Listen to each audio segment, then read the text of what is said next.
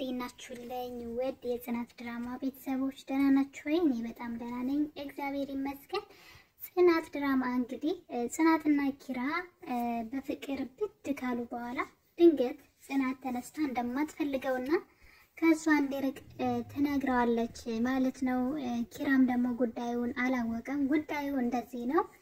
የኪራ አባት ኪራና ጽናት ፍቅረኛ ማሞች ማለት ነው። ይቅርታ ለአማርኛውና ሁለቱ በመካከላቸው የሆነ ግንኙነት እንዳለ አውቋል ማለት ነው። የጽናት አባት የኪራ አባት ማለት ነው።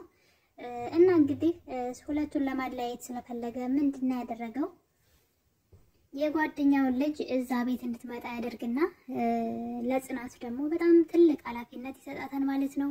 እሱም ደግሞ የኪራ እናት የካንሰር ታማሚ ናት ማለት ነው። እናቱ ማለት ነውና ኪራ ቶሎ እንዲያገባና ልጅ እንዲኖርና የልጅ ልጁን ማየት ትፈልጋለች። ምክንያቱም ኪራ ብቸኛ ልጃቸው ስለሆነ ማለት ነው። እና እንግዲህ ሰውየውም ይሄንን ተጠቅሞ ማለት ነው በመካከላቸውም ደግሞ ያለውን ግንኙነት ስላወቀ ማለት ነውና ሌላ ልጅ አመጡ።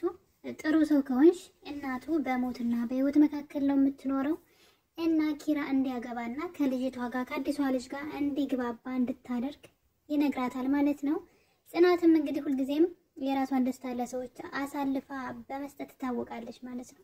እኔ በጣም ነው መወዳት ጽናት የቤት ሰራተኛዋን በጣም ነው መወዳት። በጣም ጠንካራ ጎበዝ ልጅ ናት ማለት ነውና ኢቭን እንኳን ትምህርቷን ሳትማር እንደምትማር እያስመሰለች ነው አባቷ ግን ይሄን ነገር ያውቃል።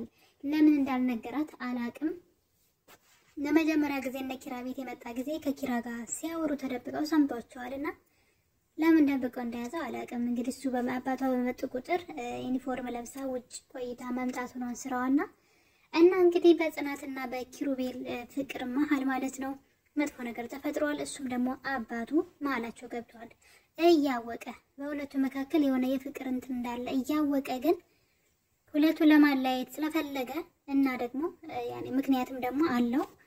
ስለዚህ ያችን ልጅ ወደ ቤታቸው እንድትመጣ ያደርጋል። ልጅቷ ደግሞ ሶሊያና በጣም ነው ደስ የምትለው ስርዓቷ። እኔ ገና ትመጣለች ሲባል በቃ ያች እንደ ሶሲና እንደ ቤቲ አይነት ልጅ ትሆናለች ብዬ ፈርቼ ነበረ።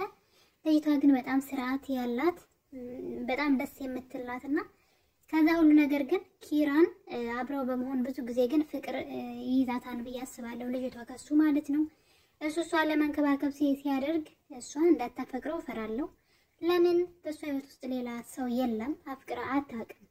እሱ ደግሞ ኪራ ደግሞ ጽን ያፈቅራታል ማለት ነውና ይሄን ነገር ደግሞ ልጅቷ አታውቅም።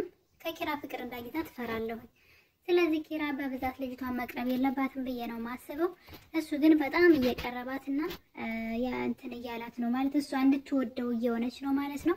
ስለዚህ ነገር ካልተጠነቀቀ ኪራ የባለፈውን ስህተቱን ይደግመዋል ማለት ነው። ልክ ቤቲ ላይ እንዳደረገውና እንዲሁም ደግሞ ሶሲ ላይ እንዳደረገው ይሆናል ማለት ነው። ስለዚህ ቆፍጠን ማለት አለበት ኪራ ብዬ አስባለሁ። ከዛ ሁሉ ጀርባ ግን በጣም ያሳዘነች ጽናት ናት። ጽናት የኔ ውድ በጣም ነው የምታሳዝነኝ፣ የምሬ ነው የምላችሁና እንግዲህ ደስታዋን ለሌሎች ሰዎች ስትል የተጣለባትን አደራ ለመወጣት ኪራ ከሷ ህይወት እንዲርቅ እየነገረችው ነው።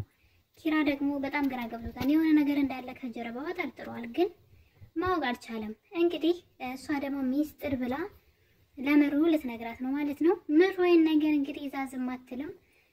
ለጊዜው እንዳትነግሪ ብትላትም ግን ለኪራ መንገሯና ነገሩ መስተካከሉ አይቀርም ብዬ አስባለሁ።